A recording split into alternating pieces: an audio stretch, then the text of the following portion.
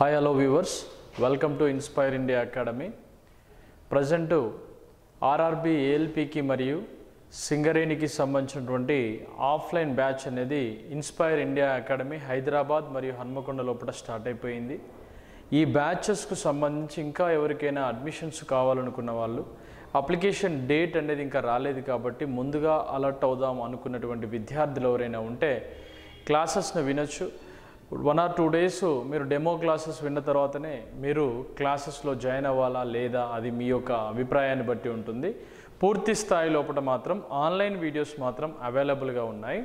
మొత్తం online videos అనేవి ALP మరియు ఆర్ఆర్బికి సంబంధించి కేవలం 999 రూపాయలకే మీకోసం అందించడం జరుగుతుంది. దాంతోపాటుగా సింగరేణికి సంబంధించినటువంటి టెస్ట్ సిరీస్లు, వాటి ఎగ్జామినేషన్ ప్యాటర్న్స్ ఏ విధంగా ఉంటాయి, ఏ విధంగా మనం చేయడం వల్ల సక్సెస్ కావడానికి అవకాశం ఉంటుంది, ఏ యూనిట్స్ అనేవి ప్రధానమైనటువంటి డిమెరిట్స్గా విద్యార్థుల లోపల ఉండడం జరిగింది అన్నటువంటి అంశాలను బాగా చర్చించిన తర్వాత మనం ప్లాన్ చేయడం జరిగింది. ఎందుకంటే ఆఫ్లైన్ లోపల మనకు విద్యార్థులకి ఎక్కడెక్కడ డౌట్స్ వస్తున్నాయో ఆన్లైన్లో ఆ డౌట్స్ రాకుండా వాటిని అక్కడే పరిష్కరించే విధంగా ఈ వీడియోస్ని అప్డేట్ రూపంలో కూడా మీకోసం అందించడం జరుగుతుంది. కాబట్టి ఈ యొక్క అవకాశాన్ని వినియోగించుకోండి. మీరు ఆర్ఆర్బి ఏఎల్పి తీసుకున్నా, సింగరేణి తీసుకున్నా దానికి కోర్స్ ప్రైస్ వచ్చేసి 999 రూపాయలు. దెన్ నెక్స్ట్ తెలంగాణ జేఎల్ఎంకి సంబంధించి 2,999 రూపీస్కి ఈ యొక్క ఆఫర్ని మీకోసం అందించడం జరుగుతుంది. ఈ కోర్స్ అనేది పూర్తి స్థాయిలో 5,000 రూపీస్ ఉన్న ఈ కోర్స్ని 3,000 రూపీస్కే మీకోసం అందించడం జరుగుతుంది. ముఖ్యంగా చాలామంది విద్యార్థులు అంటూ ఉంటారు, సార్ ఏంటి సార్ అంటే ప్రధానమైనటువంటి సమస్య సార్ ప్రిపరేషన్లో మనకు కొన్ని ముఖ్యమైనటువంటి అంశాలను మనం మిస్ చేస్తున్నాం. ఏంటి సార్ అంటే మేము అన్ని యూనిట్స్ చేయడానికి మేము రెడీగా ఉన్నాం, కానీ సమ్ యూనిట్స్, కొన్ని రకాలైనటువంటి యూనిట్స్ అనేవి చేయడానికి మేము ఇబ్బందికరమైనటువంటి పరిస్థితుల్లో ఉన్నాము అనేటువంటి అంశాన్ని వ్యక్తపరుస్తున్నారు. దానికి సంబంధించినటువంటి అంశమే బేసిక్ ఎలక్ట్రానిక్స్.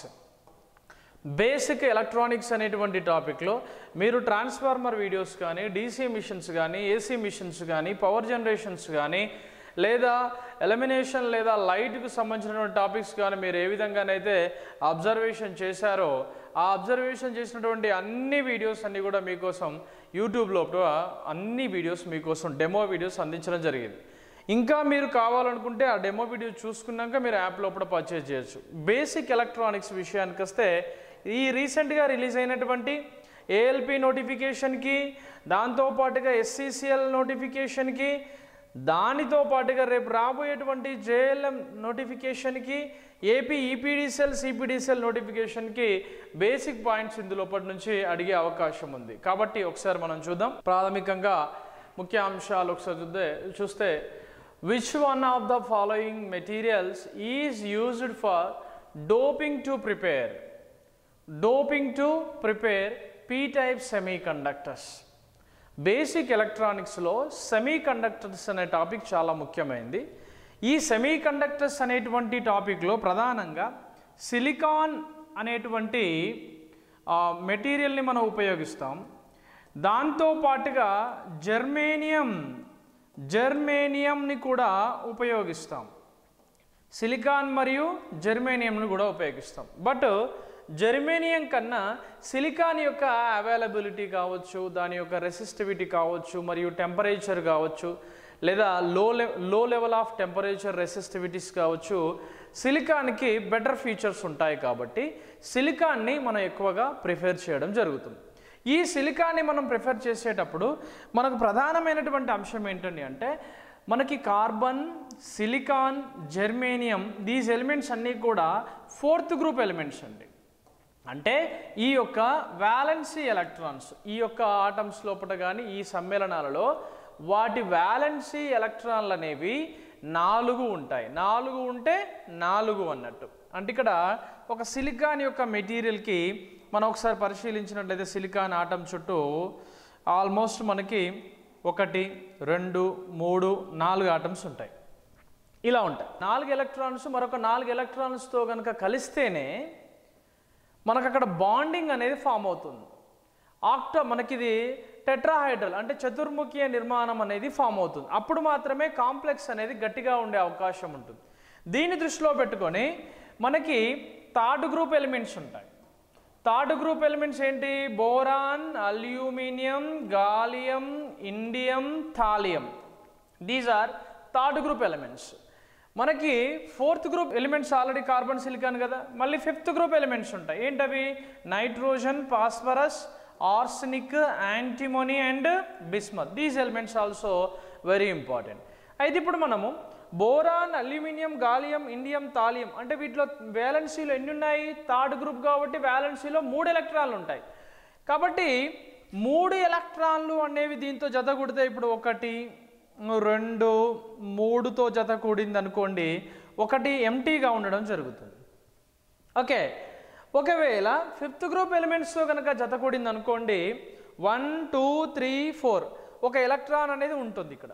అంటే ఒక ఎలక్ట్రాన్ అనేది ఖాళీగా తిరుగుతూ ఉంటుంది. ఈ విధంగా పీ టైపు మరియు ఎన్ టైప్ అంటాం. ముందుగా మనం పీ టైప్ గురించి చూద్దాం. ఇప్పుడు థర్డ్ గ్రూప్ ఎలిమెంట్స్ ఏంటి? Boron, aluminium, gallium, indium, thallium. These elements are third group elements. Valency లోపల 3 ఎలక్ట్రాన్లు ఉన్నాయి. కాబట్టి ఈ 3 ఎలక్ట్రాన్లను 3 వ్యాలెన్సీ ఎలక్ట్రాన్లు అనేవి సిలికాన్ చుట్టూ బంధించబడి ఉన్నాయి కదా. ఇందులో ఒక ఎలిమెంట్ అనేది ఖాళీగా ఉంటుంది, ఒక ఆర్బిట్ అనేది. అలా ఖాళీగా ఉండడం వల్ల ఆ ఖాళీగా ఉన్నటువంటి దాన్ని హోల్ అని పిలుస్తారు, లేదా తెలుగులో రంధ్రాలు అంటారు. ఈ హోల్లోని పాజిటివ్ ఆవేశంగా భావిస్తారు. ఎలక్ట్రాన్ నెగిటివ్ ఆవేశం కాబట్టి హోల్ పాజిటివ్ ఆవేశంగా భావిస్తారు. కాబట్టి ఈ విధంగా పాజిటివ్ అంటే పి అంటే పీ టైప్ సెమీ కండక్టర్స్ తయారు చేయాలంటే ఏం కావాలి? థర్డ్ గ్రూప్ ఎలిమెంట్స్ కావాలి. థర్డ్ గ్రూప్ ఎలిమెంట్స్ కావాలి కాబట్టి ఆ థర్డ్ గ్రూప్ ఎలిమెంట్స్ యొక్క వ్యాలెన్సీ ఎలక్ట్రాన్లు అనేవి 3 ఉన్నాయి కాబట్టి కావలసిన 4 కాబట్టి 1 తక్కువగా ఉంది. కాబట్టి ఈ లక్షణాన్ని ఆధారంగా చేసుకొని ఆర్సెనిక్ అనుకోండి, this is fifth group element. తర్వాత యాంటిమోనీ కూడా ఫిఫ్త్ గ్రూప్ ఎలిమెంటే, ఫాస్ఫరస్ కూడా ఫిఫ్త్ గ్రూప్ ఎలిమెంటే. కానీ ఒక ఇండియం మాత్రము థర్డ్ గ్రూప్ ఎలిమెంట్. కాబట్టి ఇక్కడ ఆన్సర్ ఏంటి? బోరాన్, అల్యూమినియం, గాలియం, ఇండియం, థాలియంలో ఏది ఇచ్చినా కూడా అదే. మీరు ఏ ఎగ్జామినేషన్ పాయింట్ ఆఫ్ వ్యూలోకి వెళ్ళినా ఈ బేసిక్ టర్మ్స్ మీరు ఆర్ఆర్బి ఏఎల్పిలో కానీ, మీరు ఆర్ఆర్బి లోపల ఎస్సీసీఎల్లో కానీ, మీరు ఏదైనా జనరల్ సైన్స్తో కూడినటువంటి ఏ టాపిక్ ఎగ్జామ్ చూసినా కూడా ట్రాన్సిస్టర్లో ఫిజిక్స్ బేస్డ్గా కూడా ఈ టైప్ ఆఫ్ ప్రాబ్లమ్స్ అడిగే అవకాశము ఖచ్చితంగా లేకపోలేదు. గుర్తుపెట్టుకోండి. Which one of the following materials is used for doping to prepare n type? ఇప్పుడే చెప్పాను. ఎన్ టైప్ అంటే ఏ గ్రూప్? ఇవి ఫిఫ్త్ గ్రూప్ కదా. ఫిఫ్త్ గ్రూప్ అంటే ఏమొస్తుంది? Nitrogen, phosphorus, arsenic, antimony and bismuth అనే మనకి ఎలిమెంట్స్ వచ్చాయి. మన వాస్తవానికి దీని వ్యాలెన్సీలో ఎన్ని ఎలక్ట్రాన్స్ ఉన్నాయి? ఇప్పుడు 5. అంటే చూద్దాం ఒకసారి. సిలికాన్ విషయానికి వస్తే సిలికాన్ అనేది ఇలా ఉంటుంది. 1, 2, 3, 4 ఎలక్ట్రాన్స్ ఉంటాయి. దీనికి కావాల్సినవి 4. ఇప్పుడు దీంట్లో ఎన్ని ఉన్నాయి వ్యాలెన్సీలో? 5. 1, 2, 3, 4 ఉన్నాయి. ఒక ఎలక్ట్రాన్ అనేది ఎప్పుడూ కూడా బయట తిరుగుతూ ఉంటుంది. ఈ విధంగా ఈ ఎలక్ట్రాన్స్ అనేవి ఏం చేస్తూ ఉంటాయి? ఎక్కువగా ఉండడం వల్ల, ఎలక్ట్రాన్ డెన్సిటీ ఉన్నదానికన్నా ఎక్కువగా ఉండడం వల్ల దీనికి వచ్చే ఛార్జ్ని నెగిటివ్ ఛార్జ్గా పిలుస్తారు. ఈ నెగిటివ్ ఛార్జెస్ వల్ల దీన్ని మనము ఎన్ టైప్ అని పిలుస్తాం, ఎన్ టైప్ సెమీ కండక్టర్గా పిలుస్తాం. అంటే ఇక్కడ ప్రధానంగా మనం ఇండియం ఉందనుకోండి, ఇండియం అనేది థర్డ్ గ్రూప్ ఎలిమెంట్, గాలియం కూడా థర్డ్ గ్రూప్ ఎలిమెంటే, ఆర్సెనిక్ ఉంది ఇక్కడ, సిల్వర్ అనేది అసలు డి బ్లాక్ ఎలిమెంట్ కిందికి వస్తుంది. అంటే ఆర్సెనిక్ అనేది మనకి ముఖ్యంగా ఏంటిది?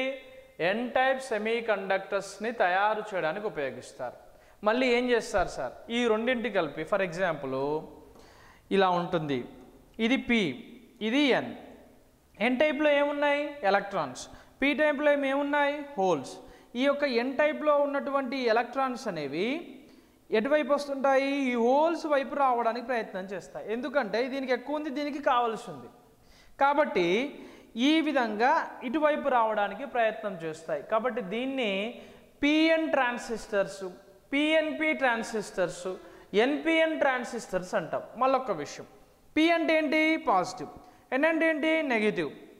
ఇప్పుడు బ్యాటరీ యొక్క టెర్మినల్స్ మనం పరిశీలించినప్పుడు ఈ మైనస్కి మైనస్ కనుక కలిపితే దీన్ని, ప్లస్కి ప్లస్ కనుక కలిపితే దీన్ని ఫార్వర్డ్ బయాస్ సిస్టమ్ అంటాం. అంటే ప్లస్ ఛార్జ్తో మైనస్ ఛార్జ్తో కనుక ఉంటే ఈ బయాస్ సిస్టమ్ని ఫార్వర్డ్ బయాస్ సిస్టమ్గా మనం పిలుస్తాం. రెండవ విషయం చూద్దాం. ఇప్పుడు ఫర్ ఎగ్జాంపుల్ ఇది P, దిస్ ఈజ్ N. మనం సూటబుల్ చూసినప్పుడు ఇది నెగిటివ్ అనుకోండి, ఇది పాజిటివ్ అనుకోండి. ఇది పాజిటివ్కి నెగిటివ్ వచ్చింది, ఇది నెగిటివ్కి పాజిటివ్ వచ్చింది. మరి ఇదే బయాస్ సిస్టమ్ అవుతుంది, ఇది రివర్స్ బయాస్ సిస్టమ్ అవుతుంది. అంటే ఈ విధంగా forward bias system, reverse bias system అనేటువంటి టాపిక్స్ ఉంటాయి.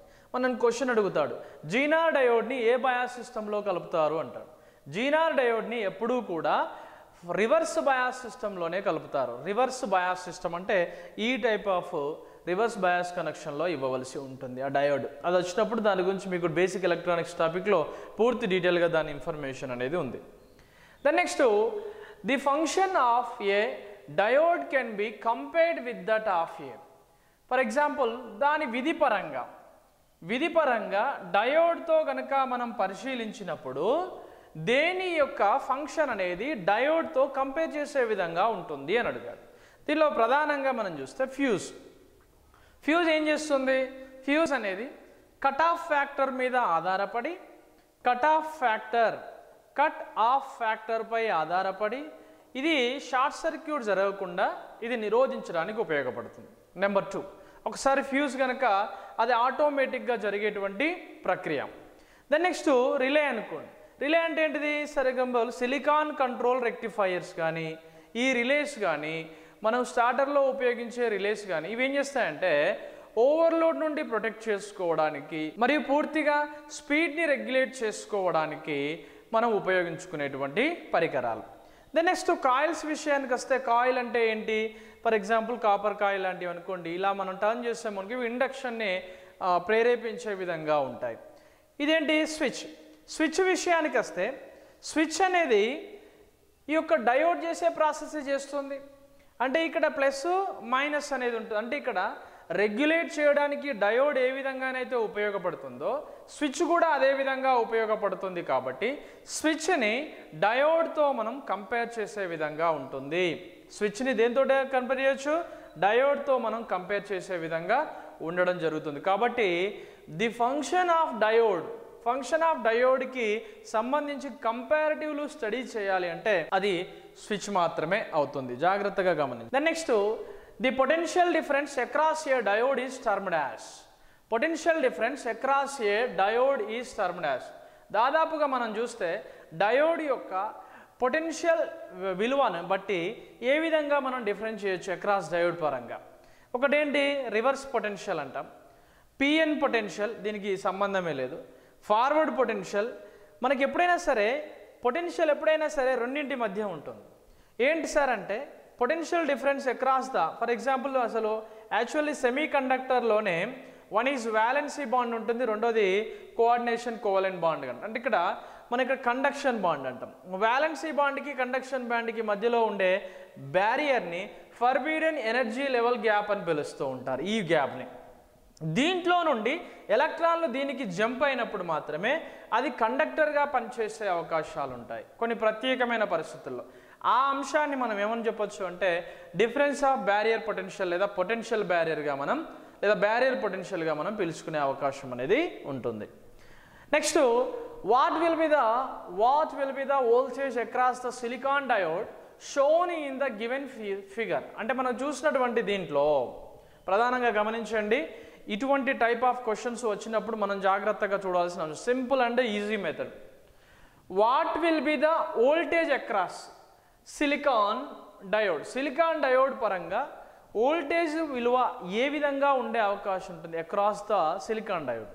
మనకి ఎన్ని వోల్ట్స్ బ్యాటరీ అప్లై చేసాము? 12 వోల్ట్స్ బ్యాటరీ అప్లై చేసాము. మనకి ఇక్కడ ప్రధానంగా మనం ఒకసారి చూసినప్పుడు ఈ 12 వోల్ట్స్ బ్యాటరీని మనం డైరెక్ట్గా సిలికాన్ డయోడ్కి మనం అప్లై చేసాము కాబట్టి ఈ సిలికాన్ డయోడ్ చూపించే వోల్టేజ్ వాల్యూ కూడా అక్యురేట్గా ఏ బయాస్ సిస్టంలో ఉంది? ఫార్వర్డ్ బయాస్లో ఉంది. కాబట్టి ఇది 12 వోల్ట్స్గానే మనం పరిగణించవలసి ఉంటుంది. అంటే ఆన్సర్ ఇక్కడ ఏంటి? ఇక్కడ 12 వోల్ట్స్. ఈ మిగతా అన్ని కూడా మనల్ని కన్ఫ్యూజ్ చేయడానికి ఇచ్చినటువంటి options, very very important. Then next, a semi conductor element in its pure from in called as an semiconductor and it's doped from its call a by and semiconductor. మెయిన్గా సెమీ కండక్టర్ని తయారు చేయడానికి 2 రకాల విషయాలు వాడతాం, బాగా వినండి. A semi conductor element in its pure ఫామ్ని మనము ఇంట్రెన్సెనిక్ అనిగా పిలుస్తాం. అంటే ఇంట్రెన్సెనిక్ డోపింగ్ విషయం చూస్తే semi conductor around it is the doped form. Doped అయిందనుకోండి, ఎక్స్టర్నల్గా మనం థర్డ్ గ్రూప్ ఎలిమెంట్స్ కావచ్చు, ఫిఫ్త్ గ్రూప్ ఎలిమెంట్స్తో కావచ్చు డోపింగ్ చేస్తాం కాబట్టి ఇట్ ఈస్ ఎక్స్ట్రెన్సిక్గా మనం పిలవడం జరుగుతుంది. ఇది very important. This is the very option. ఇక క్రిస్టల్ సెమీ కండక్టర్ లోపల అంటే సిలికాన్ అంటేనే క్రిస్టల్ ఫామ్లో ఉంటుంది, కానీ వాడు అడిగింది అది కాదు కదా. ప్యూర్ అని అడిగాడు, రెండోది డోప్డ్ అని అడిగాడు. ప్యూర్కి ఇంప్యూర్కి మధ్య జరిగింది 2. బిఫోర్ ఏమో ఇంట్రెన్సిక్, తర్వాత ఎక్స్ట్రెన్సిక్గా మాడిపోయినటువంటి అంశాలు. క్వశ్చన్ చూడండి, what will be the voltage across the diode shown in the given figure. ఇవ్వబడినటువంటి పటంలో వోల్టేజ్ వాల్యూని మనం చూడాలి. ఏ విధంగా పరిగణలోకి తీసుకోవాల్సి ఉంటుంది అని అంటే, ఇక్కడ ఇచ్చినటువంటి జర్మేనియం డయోడ్ ఒకసారి చూడండి. సిలికాన్ కానీ జర్మేనియం కానీ ఉపయోగించవచ్చు, కానీ ఎక్కువగా మనం జర్మేనియం బదులుగా సిలికాన్నే ఉపయోగిస్తున్నాం. కాబట్టి ఇక్కడ జర్మేనియం యొక్క వోల్టేజ్ అనేది 0.3Vకి సమానంగా ఉంటుంది. కాబట్టి ఆన్సర్ ఇట్ ఈస్ 0.3Vగా వస్తుంది. ఇది బేసిక్ ఎలక్ట్రానిక్స్లో దీని గురించి పూర్తి వివరంగా మీకు చెప్పడం జరిగింది. సో చూడండి, if a diode shows very high resistance in one direction and a low resistance in the opposite direction, then its condition is. చూడండి ఒకసారి, డయోడ్ ఉంది ఇక్కడ. డయోడ్ అనేది వెరీ హై రెసిస్టెన్స్, చాలా ఎక్కువ నిరోధాన్ని ఒక డైరెక్షన్లో చూపిస్తే, లో రెసిస్టెన్స్ తక్కువ నిరోధాన్ని ఆపోజిట్ డైరెక్షన్లో చూపిస్తుంది. ఇట్స్ కండిషన్ ఈజ్, ఇక్కడ మనం చూస్తే ఒక డయోడ్కి ఉండాల్సినటువంటి మెయిన్ కండిషన్ ఇది. వెరీ హై రెసిస్టెన్స్ అనేది వన్ డైరెక్షన్లో చూపించాలి, లో రెసిస్టెన్స్ అనేది దానికి ఆపోజిట్ డైరెక్షన్లో చూపించాలి. కాబట్టి ఆ డయోడ్ అనేది పూర్తి స్థాయి లోపల మనం చూసినప్పుడు ఆ డయోడ్ యొక్క కండిషన్ని మనం ఏమని చెప్పొచ్చు అంటే గుడ్ కండిషన్గా పిలుస్తాం. గుడ్ కండిషన్గా కూడా రిప్రజెంట్ చేయడానికి అవకాశం ఉంటుంది. The next, silicon diodes are preferred over germanium diodes because. Yes, ఇప్పుడు చూడండి క్వశ్చన్ ఎలా అడిగాడు. జర్మేనియం డయోడ్స్ కన్నా సిలికాన్ డయోడ్స్, మనకు ఎక్కువగా ఏ డయోడ్స్ ఉపయోగిస్తానని చెప్తున్నాం? జర్మేనియం డయోడ్సా సిలికానా? సిలికాన్ డయోడ్స్ని ఎక్కువ ఉపయోగిస్తున్నాం. ఎందుచేత అంటే ఇక్కడ మనం చూస్తే దేర్ రెసిస్టివిటీ ఈస్ లెస్సర్, దీన్ని పరిగణలోకి తీసుకోరు. There barrier of potential is higher, దీన్ని కూడా పరిగణలోకి తీసుకోరు సూటబుల్ ఆప్షన్కి. There barrier potential is lower, దీన్ని కూడా తీసుకోరు. But these are lesser temperature sensitivity. Germanium అనేది టెంపరేచర్తో చాలా తక్కువ సున్నితత్వాన్ని ప్రదర్శించడం వల్ల సిలికాన్ కన్నా మనకి పూర్తి స్థాయిలో జర్మేనియాన్ని ఎక్కువ స్థితి లోపల మనం ఉపయోగించే అవకాశం లేదు. కాబట్టి దీనికి సూటబుల్ ఆన్సర్ ఏంటి? ఇక్కడ లెస్సర్ టెంపరేచర్ సెన్సిటివిటీ అనే ఒక రీజన్ అనేది must and should. The next below the break down region the leakage current of silicon diode is of the order of. మనకి ఇక్కడ చూడండి, సిలికాన్ లోపల డయోడ్ యొక్క లీకేజ్ కరెంట్ వాల్యూ ఎప్పుడైనా సరే 1 MA ఉంటుంది. 1 మిల్లీ యాంపియర్, 1 మిల్లీ యాంపియర్ అనేది ఉంటుంది. మిల్లీ అంటే మనం ఎలా రిప్రజెంట్ చేయొచ్చు అంటే 10⁻³ యాంప్స్గా కూడా మనం రిప్రజెంట్ చేయొచ్చు. ఇది కాన్స్టెంట్ బిట్, దీన్ని ఎట్టి పరిస్థితుల్లో మనం మార్చడానికి అవకాశం లేనటువంటి ప్రశ్న. The maximum reverse voltage that a diode can withstand is called. మనకు బాగా గమనించండి, maximum reverse voltage that a diode can withstand is called. ఇక్కడ మనం చూసుకుంటే ఇక్కడ రివర్స్ వోల్టేజ్. క్వశ్చన్లోనే ఆన్సర్లు వెతకాలి, క్వశ్చన్లోనే ఆన్సర్ రివర్స్. చూడండి ఒకసారి, ఇక్కడ ఆల్వెన్ అవైలబుల్గా ఉండేటువంటి voltage, cut off voltage, threshold voltage. ఇక్కడ మామూలుగా ఇలా వెళ్ళిందనుకోండి డైరెక్షన్ అనులోమము అంటాం. దీంతో పాటు ఒక గీత ఇలా వెళ్ళిందంటే అనులోమం అని పిలుస్తాం. దీనికి ఆపోజిట్ క్యాథోడ్ మరియు యానోడ్ మధ్య కనుక ఇట్లా ఆపోజిట్ ఉంటే ఏమంటాం? దాన్ని ఇన్వర్స్ అంటాం. ఇన్వర్స్ అంటే ఏంటిది? విలోమం. విలోమానికి మీనింగ్ ఏంటి ఇక్కడ? రివర్స్. కాబట్టి ఇక్కడ మనకు వచ్చే ఆప్షన్ ఏంటి? Peak inverse voltage. ఇది అంతకుముందు ఎగ్జామ్లో సింగరేణికి సంబంధించిన ఎగ్జామ్ పేపర్లో అడిగినటువంటి ప్రశ్న, డైరెక్ట్ బిట్ ఇది గుర్తుపెట్టుకోండి. పీక్ ఇన్వర్స్ వోల్టేజ్ అంటే క్వశ్చన్లోనే ఆన్సర్ని వెతికేటువంటి నేచర్ ఎప్పుడైతే విద్యార్థి అలవాటు చేసుకుంటాడో ల్యాక్ ఆఫ్ ప్రాక్టీస్ ద్వారా, అప్పుడు మాత్రమే సక్సెస్ ఎక్కువగా మనకు దగ్గరగా ఉన్నట్టుగా ఫీల్ అవ్వడానికి ఆస్కారం అనేది ఉంటుంది. ఇది గమనించుకోవాల్సిన అంశం. This is the very very important topics. ఇవన్నీ కూడా చాలా ఇంపార్టెంట్ టాపిక్స్.